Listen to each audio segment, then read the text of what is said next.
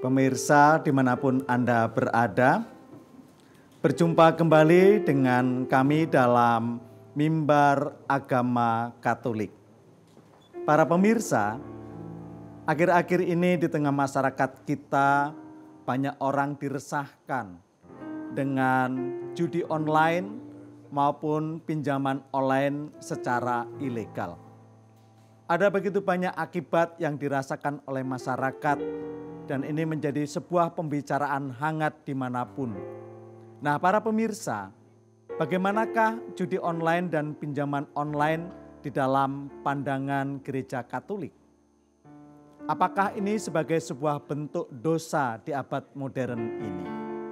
Maka kami telah mengundang seorang narasumber, yakni Romo Kristoforus Wahyu Triharyadi SJY. Romo Wahyu, selamat datang Romo, apa kabar? Baik, terima kasih, puji Tuhan, sehat. Sehat Romo ya. Baik para pemirsa, Romo Kristoforus Wahyu Triharyadi SJY atau yang biasa disebut dengan Romo Wahyu adalah seorang Romo yang pernah belajar pastoral di Filipina, tepatnya di Universitas Ateneo. Dan ia juga saat ini sedang menjalani tugas sebagai sekretaris kongregasi SJY di Indonesia. Nah, Romo Wahyu, kita kan mau bicara-bicara tentang judi online dan pinjaman online secara ilegal, Romo. Iya. Nah, bagaimana sih sebenarnya judi online dan pinjaman online secara ilegal ini, Romo? Nah, apa sih akibatnya yang pernah Romo saksikan atau mungkin Romo pernah dengar untuk masyarakat kita, begitu Romo? Ya. Terus terang, dalam pengalaman saya bertemu dengan beberapa umat, tidak banyak memang, yang berbagi tentang keadaannya akibat dari pinjaman online yang ilegal dan juga judi online.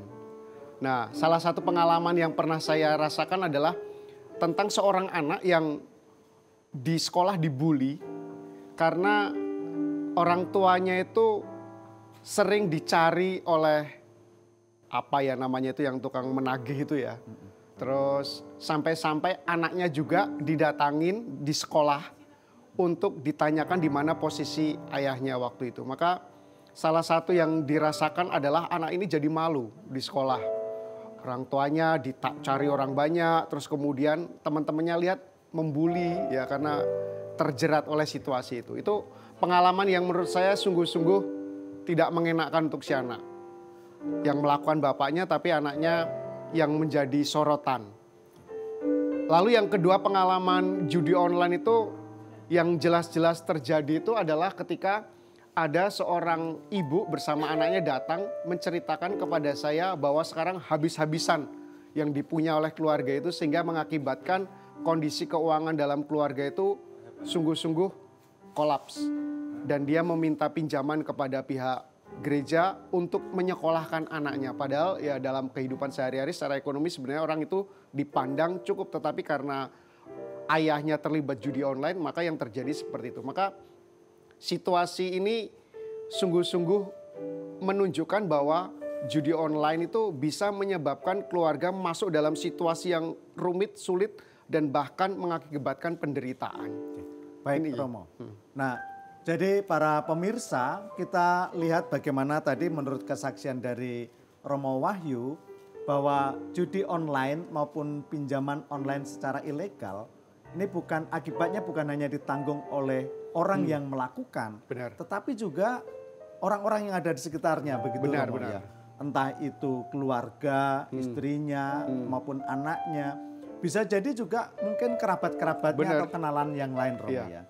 Dan inilah yang membuat orang juga ikut menderita, begitu Romo ya. Benar. Nah, mungkin ada lagi kesaksian yang lain, Romo ya. Saya pernah tiba-tiba di WA waktu itu.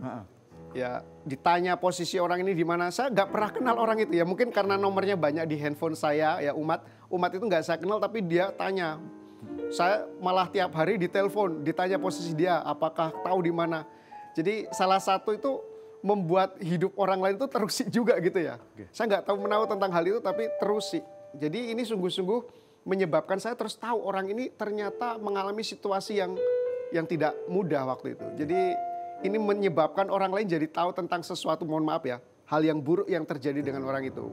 Karena telepon, WA yang terus-menerus ditujukan kepada saya itu. Oke, baik. Jadi Romo sendiri juga punya pengalaman ya bagaimana rasanya dalam tanda petik diteror Iya, ya, terusik diteror, jadi. terusik. Jadi hidup juga merasa tidak nyaman Tidak dan tenang ya, seterusnya, benar begitu sekali ya, itu. Romo. Nah, para pemirsa, jadi bagaimana akibat dari judi online maupun pinjaman online secara ilegal itu? Dan menurut data dari kementerian yaitu Kominfo, ada begitu banyak jutaan ya orang yang terlibat di dalam judi online. Dan mirisnya Romo bahwa ada begitu banyak anak-anak remaja yang terlibat di sini. Benar. Ya, bukan hanya mereka yang sudah dewasa, tetapi juga mereka yang masih dalam usia remaja, masih dalam usia sekolah. Nah, maka kita bisa membayangkan tentu ini ada sebuah krisis moral dan sosial, Romo ya, berkaitan dengan hal ini, Romo ya.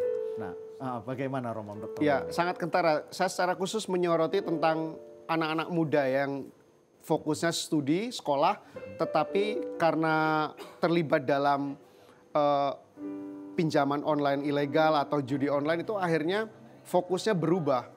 Kan anak-anak itu punya kebutuhan banyak, terus akhirnya mereka menjadi seorang yang konsumtif, menghabiskan banyak hal, bahkan kurang tidur karena malam itu kalau nggak melaksanakan pertarungan di online-nya itu juga gimana, akhirnya kurang istirahat, sakit, terus mudah kayak orang apa namanya sekarang tantrum atau apa itu istilahnya ya, jadi sering kayak orang bengong atau apa gitu. Jadi studinya kacau, komunikasi dengan keluarganya kacau, efeknya sangat terasa, akhirnya situasi di keluarga menjadi buruk dan anak-anak kadang jadi korban karena itu. Mereka dieksploitasi oleh media tadi itu untuk kepentingan yang sebenarnya bukan wilayah mereka gitu. Jadi efeknya itu juga bisa terhadap si korban sendiri, Romo. Sangat. Jadi si korban juga bisa dieksploitasi begitu, Betul. Romo, ya. Kan kasihan itu anak remaja masih muda belum siap tentang masa depan. Akhirnya masuk ke wilayah itu direhabilitasi segala macam, itu kan sungguh-sungguh menyedihkan itu ya. Gitu. Baik Romo.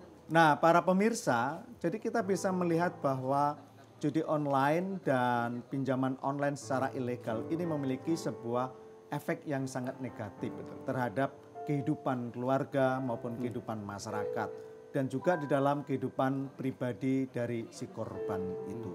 Nah, maka pada kesempatan ini kita diajak untuk berbincang-bincang lalu bagaimana sebenarnya pandangan judi online maupun pinjaman online secara ilegal itu di dalam gereja Katolik. Bagaimana iman kita mengatakan itu, lalu juga bagaimana secara etika dan moral ini dipandang oleh gereja. Nah, Romo, jadi melihat akibat yang demikian ya, begitu banyaknya akibat-akibat negatif dari pinjaman online maupun judi online tadi. Nah, ini bagaimana sih sebenarnya pandangan di dalam gereja kita, Romo?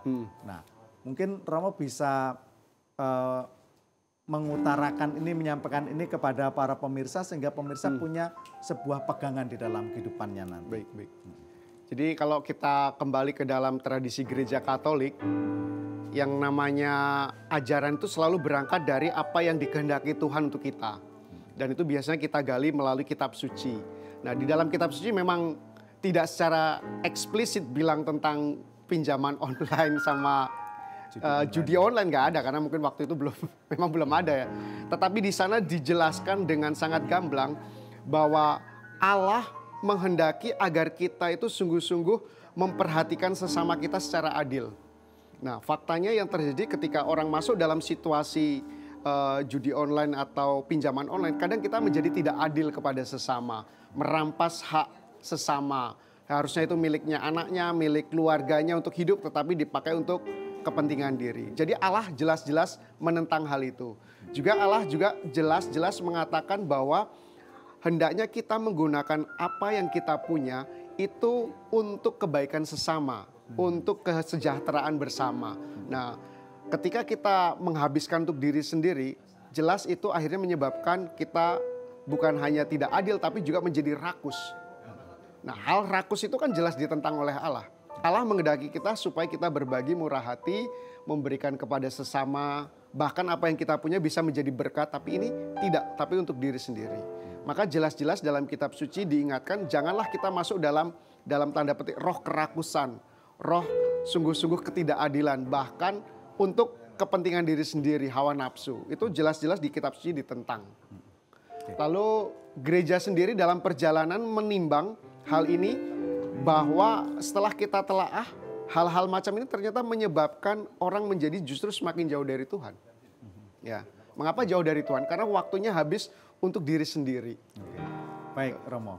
Nah, jadi pemirsa, tadi Romo Wahyu sudah menyampaikan kepada kita bahwa kitab suci kita itu sebenarnya di sana dalam kitab suci Allah itu menghendaki bahwa apa yang kita punyai itu juga bisa menjadi berkat untuk orang lain, bukan hanya untuk diri sendiri, dan kita dijauhkan dari yang namanya roh kerakusan.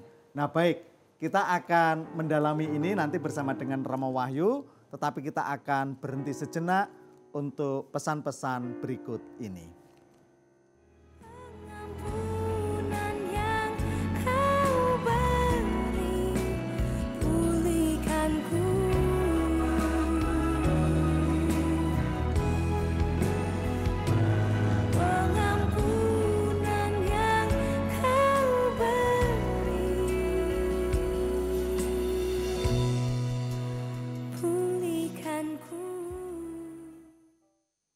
Pemirsa, dimanapun Anda berada, kembali kita bersama dengan Romo Wahyu untuk bincang-bincang tentang judi online dan pinjaman online secara ilegal. Nah, Romo Wahyu, tadi Romo sudah menyinggung tentang bagaimana kitab suci berbicara, ya, bahwa Allah menghendaki apa yang dimiliki itu adalah bisa menjadi berkat untuk orang lain, bukan hanya untuk diri sendiri, dan juga kita diharapkan jauh tidak jatuh ya dalam bahasa kita, tidak jatuh dalam roh kerakusan. Nah, Romo, di dalam kitab suci kan ada kisah penciptaan tuh, Romo. Ya toh, ada kisah penciptaan, lalu di sana itu ada juga bagaimana dikisahkan manusia jatuh ke dalam dosa. Nah, kalau menurut Romo, jadi bagaimana judi online maupun pinjaman online ini dipandang sebagai dosa, lalu direnungkan, direfleksikan dari kisah penciptaan itu, Romo. Nah, ini menarik, Romo, ya. Ketika kita merenungkan apa yang terjadi saat ini, sementara pada masa-masa sebelumnya hal itu tidak muncul ya. Tapi gimana kita melihat dari perspektif iman kita. Yang menarik dalam kisah penciptaan itu, ketika manusia jatuh dalam dosa itu, sebenarnya manusia itu pada saat itu dia tidak taat kepada apa yang dikehendaki Allah. Dan itu munculnya dari mana? Dari godaan.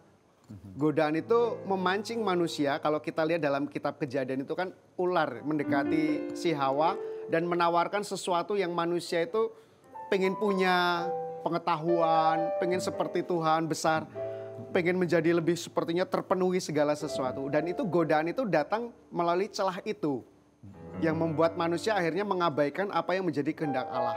Tuhan sudah bilang, jangan kamu makan dari pohon itu. Tapi godaan itu membuat kita tidak peduli dengan apa yang menjadi pesan Tuhan. Maka kalau dikaitkan dengan kisah penciptaan tentang manusia jatuh dalam dosa, judi online, terus kemudian pinjaman online itu seperti godaan yang hendaknya memberikan kebutuhan kepada kita, terpenuhi dengan semua itu. Sehingga kita berpaling dari apa yang Tuhan rencanakan untuk hidup kita. Hidup yang damai dengan keluarga, hidup penuh syukur, hidup yang sewajarnya adil, hidup yang berbagi pada orang lain. Nah, itu kan ada kaitannya. Gitu. Baik, Romo.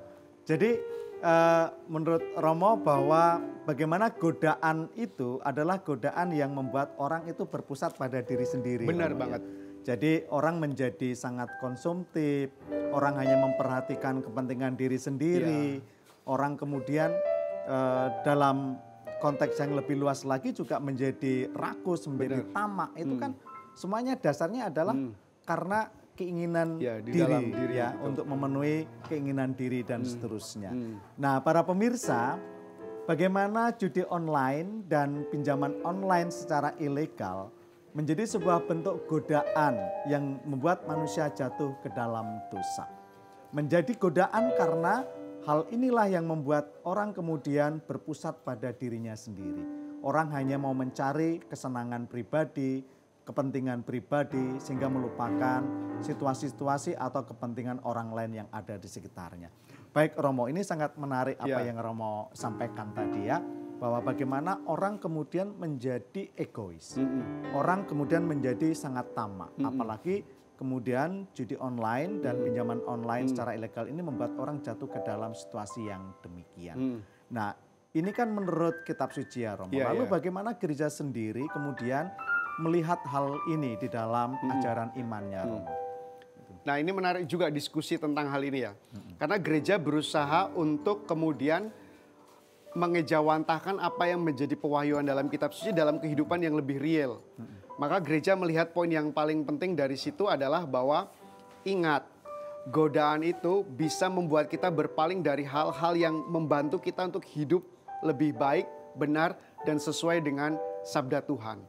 Nah, disitulah kemudian gereja mengingatkan kita melalui jalan-jalan yang ia tawarkan, misalnya melalui kegiatan-kegiatan devosional, terus kemudian kegiatan-kegiatan bersama dalam komunitas basis kecil ya, gerejawi, supaya manusia itu pandangannya diarahkan kepada apa yang prinsip yang paling penting, yakni bukan tentang selfish atau diri sendiri, tetapi self-giving, pemberian.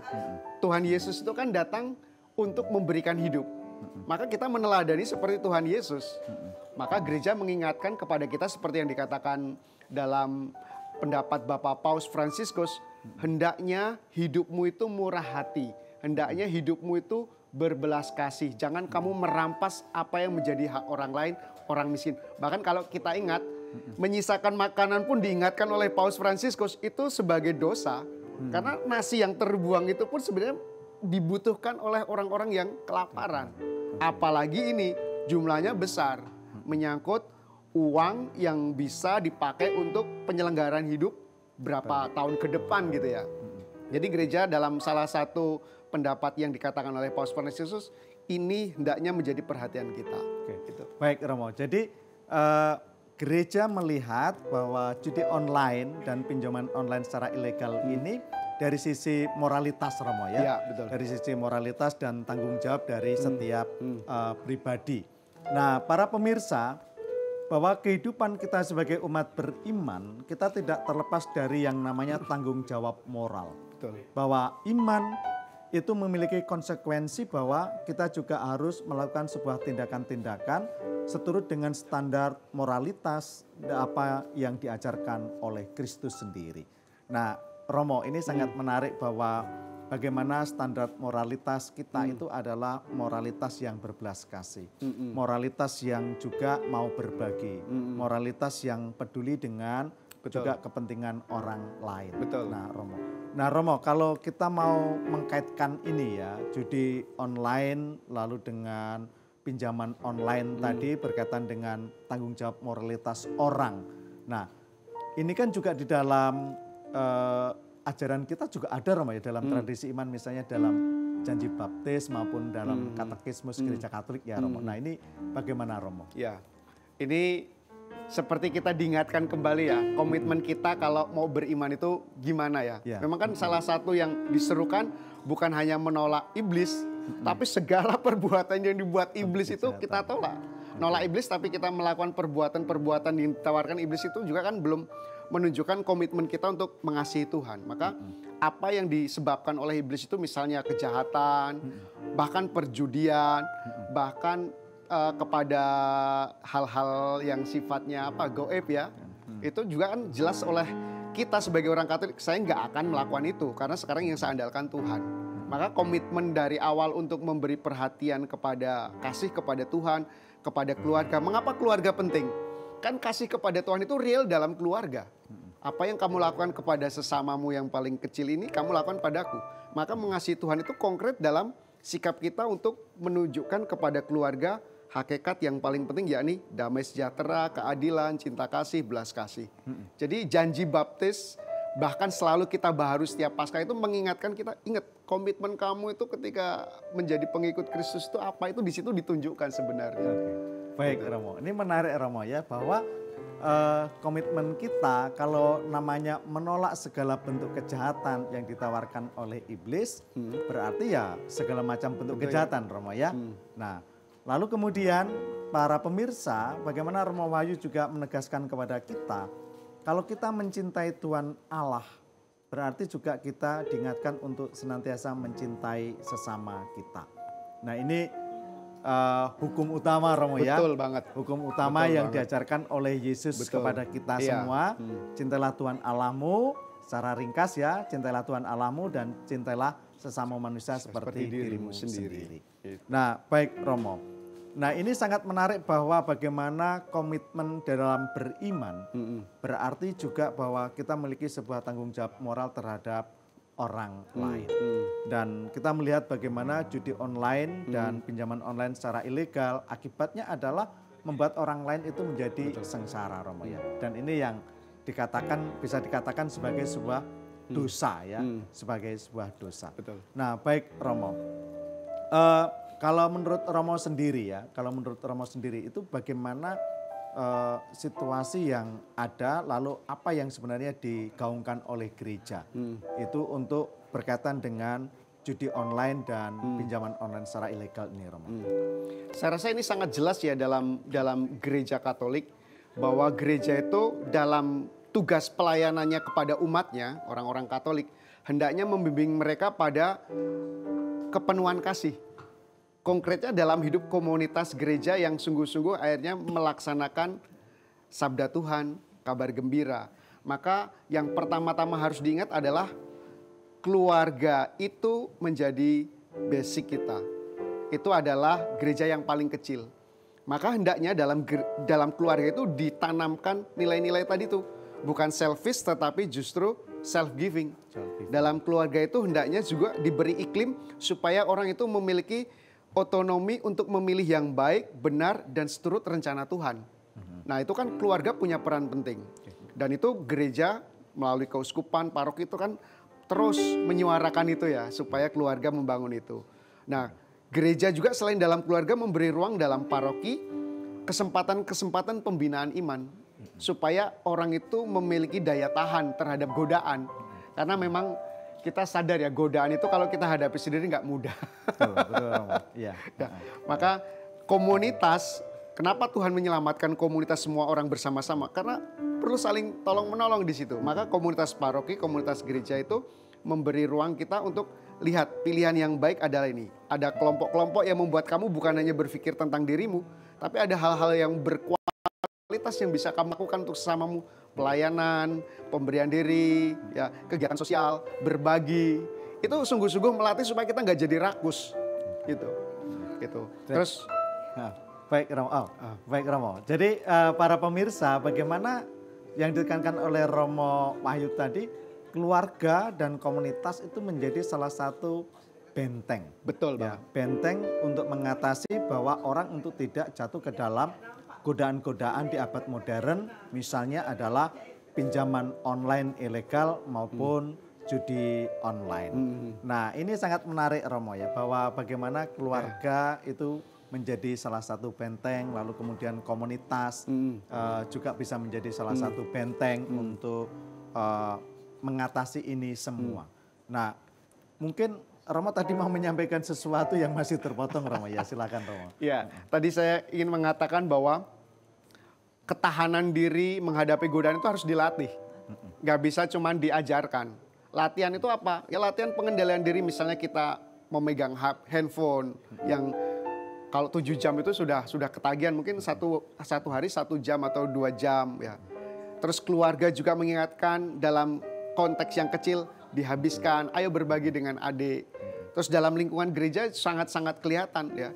Kita itu memberi bukan pada saat kita punya, tapi pada saat kekurangan pun kita memberi. Ya, berderma, APP, itu kan semua sungguh-sungguh dilatih. Maka ketahanan dalam komunitas itu diwujudkan dalam tindakan-tindakan konkret seperti program-program yang dibuat itu kan. Oke, baik Romo. Nah para pemirsa, kita sudah mendengarkan dari Romo Wahyu apa yang bisa dilakukan oleh komunitas, oleh keluarga dalam menghadapi godaan-godaan itu. Nah, kita masih akan mendalami hal ini, namun kita akan berhenti sejenak untuk pesan-pesan berikut ini.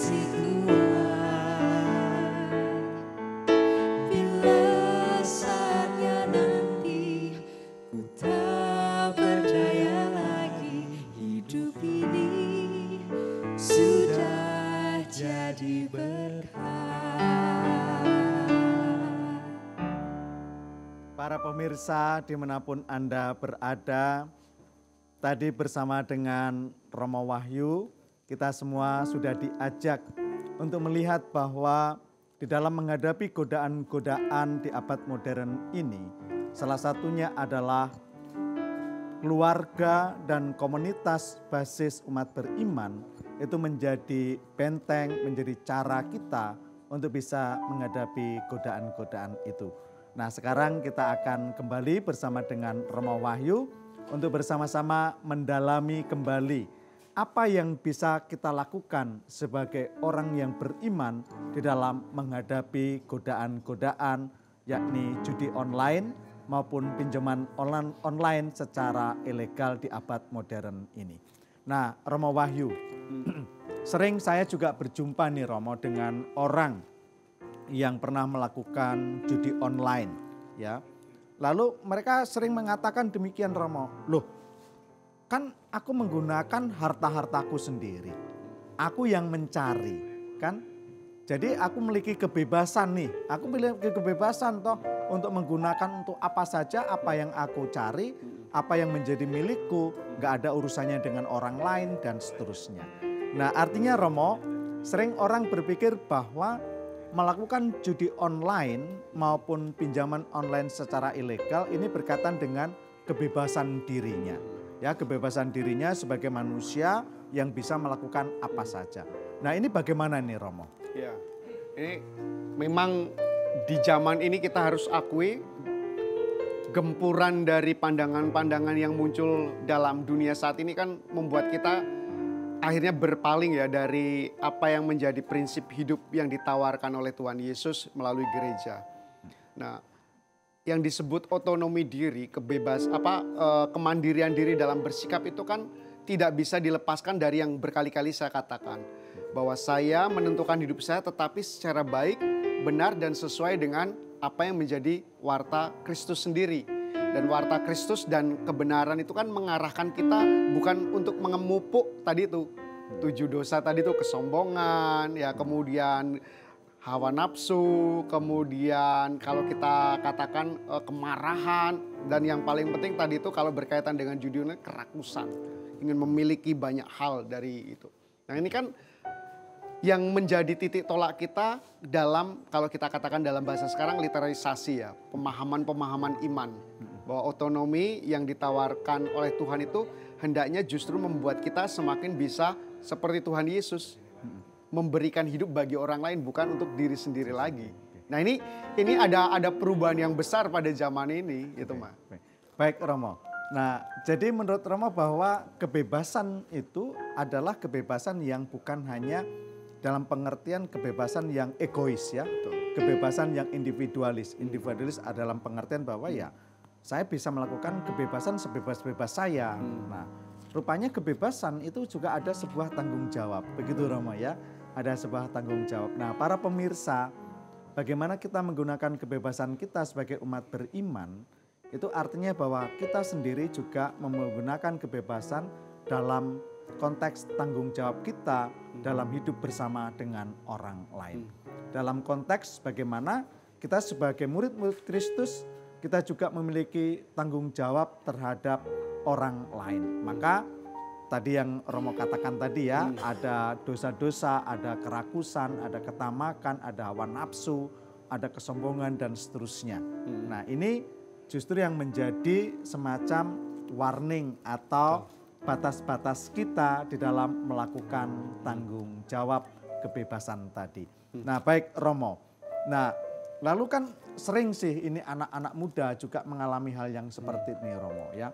Kadang-kadang anak-anak muda ini kan berpikir bahwa ya hidup saya sendiri yang mengatur dan sebagainya. Nah situasi yang seperti ini untuk orang-orang muda ini bagaimana Romo? Ya. Kalau kita jujur ya dengan wawasan kesadaran diri yang kita hadapi zaman ini, tidak ada satupun yang kita katakan yang penting saya nggak ganggu orang lain. Tidak. Semua yang kita lakukan itu berefek kepada sesama kita. Itu yang harus selalu kita dengungkan. Maka dalam setiap keputusan hidup kita, kita itu akan menyebabkan yang kita putuskan itu berimpak kepada orang-orang sekitar kita. Itu harus selalu kita tanamkan.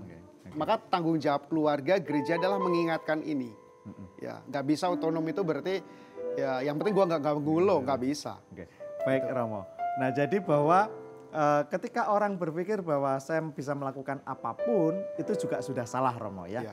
Nah para pemirsa, jadi bagaimana kebebasan yang kita lakukan itu jangan sampai mengakibatkan kesengsaraan kepada orang lain. Nah tadi kita di awal sudah diajak oleh Romo Wahyu untuk melihat bagaimana judi online dan pinjaman online secara ilegal itu juga bisa membuat orang menjadi sengsara. Keluarga bisa hancur berantakan, masa depan anak-anak bisa hancur berantakan. Bahkan orang lain yang kenal saja juga ikut merasakan intimidasi, ketidaknyamanan dalam kehidupannya dan seterusnya. Nah ini adalah akibat-akibat dari apa yang dilakukan tadi.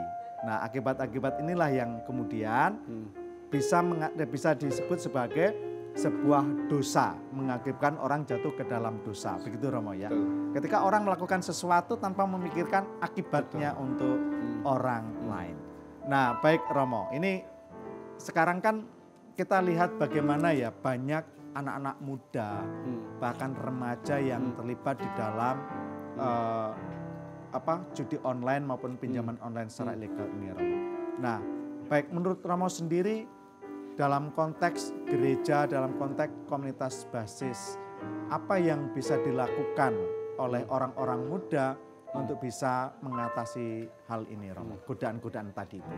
Ya, Maka yang pertama menurut saya penting adalah bagaimana kita menciptakan lingkungan yang sungguh-sungguh menyadari resiko terburuk dari dua hal tadi itu.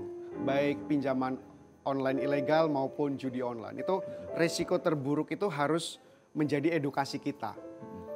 Dari situ kemudian yang kedua yang harus kita buat adalah bagaimana kita sekarang membantu untuk mereka yang muda memiliki ketahanan diri. Memiliki kemampuan untuk discernment, untuk memilih apa yang baik, benar, dan seturut rencana Tuhan. Dan itu kan memang harus dilatih. Perlu program-program dalam paroki atau komunitas atau sekolah yang membantu mereka memiliki itu. Terus yang ketiga yang saya rasa tidak boleh dilupakan adalah bantulah orang muda untuk punya waktu refleksi. Melihat ke dalam hidupnya.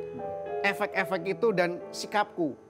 Karena kadang orang gak sampai pada kesadaran yang kubuat itu mengakibatkan kehancuran bahkan orang-orang yang kusayangi loh. Oh ya, itu perlu ada waktu refleksi. Dan ini kan sekarang kita kadang kehilangan momen itu ya untuk diam, melihat. Maka program retret, program rekoleksi, program hening sesaat, introspeksi itu kan sesuatu yang baik harus kita bina. Dan itu dari dulu kan gereja menawarkan itu sebenarnya. Itu tiga hal yang pertama yang bisa saya bagikan. Yang pertama Romo. Ya, nah baik Romo, ini menarik yang Romo katakan bahwa bagaimana salah satu program yang bisa ditawarkan oleh gereja itu adalah mengajak orang muda untuk masuk dalam sebuah keheningan, untuk berefleksi dan seterusnya. Nah para pemirsa, saya sendiri juga ingat dengan apa yang didengungkan oleh mendiang Paus Fransiskus bahwa dunia ini sekarang semakin bising. Semakin hingar-bingar, semakin ramai, sehingga orang kehilangan akan keheningan di dalam dirinya. Nah, para pemirsa, apa yang dikatakan oleh Romo Wahyu juga bisa menjadi sebuah refleksi untuk kita. Bagaimana di abad modern ini justru kita jatuh ke dalam godaan-godaan ketika kita masuk ke dalam hingar-bingar dunia, dalam kebisingan dunia. Kita kemudian melupakan saat di mana kita harus hening, kita harus berefleksi, kita harus menanyakan apa yang saya lakukan ini sungguh memiliki kebaikan untuk diri dan juga untuk sesama. Nah inilah yang menurut saya sendiri juga itu yang hilang ya, iya, betul. Romo ya. Betul. Nah ini kan berdasarkan dengan apa yang dikatakan oleh mendiang Paus Fransiskus. Ya. Nah itu yang tiga hal tadi Romo ya. Mungkin masih ada lagi yang lain Romo. Yang bagian ketiga tadi itu saya hendak menegaskan lagi. Kemampuan menyadari ini kadang memang hilang karena kita tuh selalu diburu ya oleh banyak hal. Maka momen-momen di mana kita bercermin, ya, melihat ke dalam batin, disediakan juga alat. Ini Tuhan menghendaki ini. Aku selama ini memperjuangkan apa. Itu kan dua jendela yang bagus untuk melihat kehidupan kita. Itu. Dan sekarang Tuhan menghendaki ini terhadap sesamaku dan ini yang terjadi dalam hidupku terhadap itu kan selalu harus diberikan. Maka selain tiga hal tadi itu bagus juga sekarang dalam pendampingan orang muda maupun keluarga yang namanya membangun habit, kebiasaan. Nah itu kita nggak bisa membantu orang bertumbuh kalau nggak punya kebiasaan. Kan ada teori yang mengajarkan sekarang itu yang harus dibangun adalah habit supaya orang akhirnya pada sesuatu yang baik. Kita harus rajin jam sekian sampai jam sekian berjalan supaya kita punya kebiasaan untuk hidup sehat. Kita harus membiasakan menu makanan ini terus-menerus supaya kita punya pola makan yang baik. Demikian juga berkaitan dengan pilihan untuk judi online ataupun pinjaman, kita harus melatih diri dengan hal-hal yang tadi itu. Maka praktek-praktek real yang membantu orang untuk memiliki kemampuan bertahan, survive, dan memilih tadi itu, saya rasa menjadi salah satu hal yang harus kita perhatikan. Oke, baik Romo. Nah, para pemirsa, dari apa yang disampaikan oleh Romo Wahyu tadi, bahwa bagaimana kita semua diajak untuk membangun habit ya, membangun habit. Nah Romo, saya tuh ingat dengan apa yang disampaikan oleh juga mendiang Paus Fransiskus berkaitan dengan ekologi. Nah, dalam kisah penciptaan itu dikatakan bahwa Allah menciptakan segala sesuatu sampai pada hari yang ke-6 dan hari yang ke-7 Tuhan berhenti. Nah, rupanya mendiang Paus Fransiskus itu merenungkan bahwa hari ketujuh berhenti itu menjadi sebuah ajakan kepada manusia untuk juga bisa mengatakan cukup. Jadi ada sebuah kebiasaan di mana kita harus bisa berhenti dan mengatakan cukup. Nah, inilah yang kemudian juga yang tadi saya renungkan ya. Mungkin menurut Romo inilah yang bisa menjadi salah satu cara bagaimana kita membangun kebiasaan tadi. Nah, baik Romo, kita akan melanjutkan pembicaraan kita ya, namun kita akan berhenti sejenak. Nah, para pemirsa, kita akan lanjutkan perbincangan kita bersama dengan Romo Wahyu. Namun sekarang kita berhenti sejenak untuk pesan-pesan berikut ini. Pengampunan yang Kau beri, pulihkanku.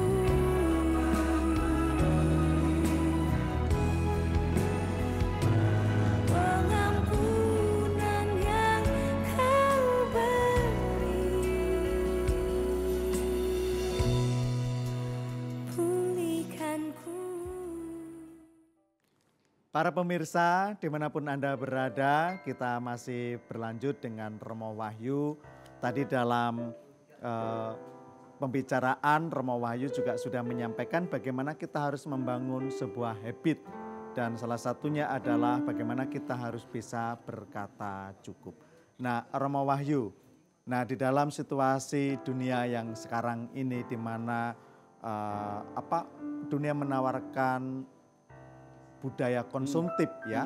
Lalu bagaimana kita orang-orang muda diajak untuk berani berkata cukup. Nah, ini bagaimana menurut Romo dan apa yang bisa dilakukan oleh orang muda untuk melakukan hal ini? Satu hal yang kita syukuri dari perkembangan kesadaran manusia itu adalah pada zaman ini kesadaran hidup sehat, kesadaran membangun relasi yang sehat, menjadi pribadi yang sehat itu bertumbuh. Jadi kita bersyukur bahwa lingkungan itu ada kesadaran yang bertumbuh untuk mengatakan apa yang baik untuk aku. Maka termasuk makan tadi kan cukup. Kalau enggak saya nanti jadi gemoy. Ya. Kalau enggak saya nanti jadi. Kita harus berani mengatakan cukup juga terhadap jajanan-jajanan. Jadi saya rasa iklim ini kita sambut positif. Tapi ada satu hal lagi yang perlu kita pupuk adalah yakni kita jangan melupakan waktu untuk memberikan diri dibimbing oleh Roh Kudus. Karena Roh Kudus itu yang membantu pemikiran kita, hidup kita, segala tindak tanduk kita untuk jernih seturut rencana dengan sabda Tuhan. Oke. Maka jangan lupa itu. Oke, baik Romo. Nah, para pemirsa, bahwa di tengah-tengah abad modern ini di mana orang digoda untuk senantiasa rakus, tamak, lalu juga kemudian melupakan sesamanya, justru kita semua diajak untuk bagaimana berkata cukup, termasuk dengan kesenangan-kesenangan pribadi kita, terutama di dalam judi online maupun pinjaman online secara ilegal. Nah, Romo Wahyu, sekarang kita di penghujung acara kita. Nah, mungkin Romo bisa memberikan statement penutup untuk para pemirsa dimanapun berada. Apa yang harus menjadi pegangan kita di dalam menghadapi godaan di abad modern ya ini, terutama adalah pinjaman online ilegal dan judi online, Romo. Jadi satu hal yang harus selalu kita simpan di dalam hati kita, bukan hanya pikiran, adalah bahwa dalam hidup ini saya hendak selamat, hendak bahagia. Dan yang membuat saya bahagia adalah siapa? Orang-orang yang bersama kita. Maka ingatlah selalu orang-orang itu di dalam hidup kita. Itu yang pertama. Lalu yang kedua, kalau kita ingat akan mereka, jangan lupa kita pun harus memperlakukan mereka sebaik mungkin supaya apa yang dibutuhkan oleh kita pun nanti juga tersalurkan melalui mereka dalam hidup kita. Maka yang kedua, kita harus bersikap baik kepada orang-orang yang berhidup bersama kita untuk mencapai cita-cita. Dan yang ketiga adalah tadi itu, waktu bersama dengan Dia yang mencernihkan pikiran kita, hati nurani kita supaya kita tidak lari dalam keriuhan, kegaduhan yang membuat kita akhirnya berpaling dari apa yang menjadi sabda Tuhan dalam hidup kita. Itu 3 hal yang bisa saya bagikan. Baik Romo Wahyu, terima kasih dalam kesempatan ini. kita juga akan berdoa untuk siapapun, untuk para pemirsa, dan juga nanti berkat untuk mereka. Jadi kami mohon Romo Wahyu untuk berdoa untuk kita semua. Mari kita berdoa bersama. Dalam nama Bapa dan Putra dan Roh Kudus, amin. Ya Tuhan, dalam hidup ini Engkau memberikan kepada kami pribadi-pribadi yang membantu kami untuk hidup berbahagia, bersukacita, mengalami kebaikan. Orang-orang yang kami kasih, keluarga kami, anak kami. Orang-orang yang juga selama ini berjuang bersama kami, sahabat-sahabat kami. Tetaplah taruh mereka dalam hati dan pikiran kami. Sehingga setiap tindak tanduk kami, keputusan kami, senantiasa menempatkan mereka dalam hati kami yang paling dalam. Kami mohon kuatkanlah umat-Mu yang mengalami kesulitan dalam ekonomi, keuangan, yang menghadapi godaan untuk memiliki kebutuhan yang besar terhadap konsumerisme dan segala macam yang membuat mereka harus melepaskan banyak hal yang penting dalam hidup mereka. Bantulah mereka memiliki ketahanan. Anugerahkan Roh Kudus-Mu kepada mereka supaya mereka bisa jernih dalam tindakan dan pilihan-pilihan mereka. Kami percayakan mereka, orang-orang yang ada dalam kesulitan, supaya memiliki hati yang penuh kasih, dicukupkan oleh kasih karunia-Mu dalam hidup mereka. Kami muliakan nama-Mu Tuhan yang senantiasa mencukupi kami dengan anugerah-anugerah-Mu, kini dan sepanjang segala masa. Amin. Tuhan memberkati kita semuanya dengan berkat-Nya, Bapa dan Putra dan Roh Kudus. Amin.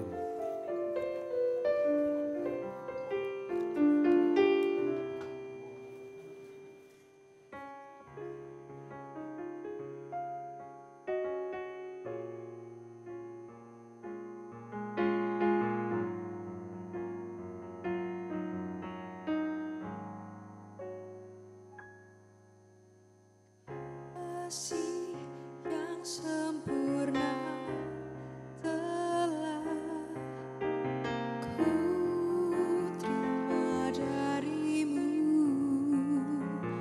bukan karena kebaikanku, hanya oleh kasih karunia-Mu. Kau pulihkan aku, layakkan dapat memanggil-Mu. Bapa, Kau beri aku pinta saat ku mencari, ku mendapatkan. Ku ketuk pintu-Mu dan Kau bukakan, sebab Kau Bapa-Ku, Bapa yang Takkan Kau biarkan aku melangkahnya sendirian. Kau selalu ada bagiku, sebab Kau Bapa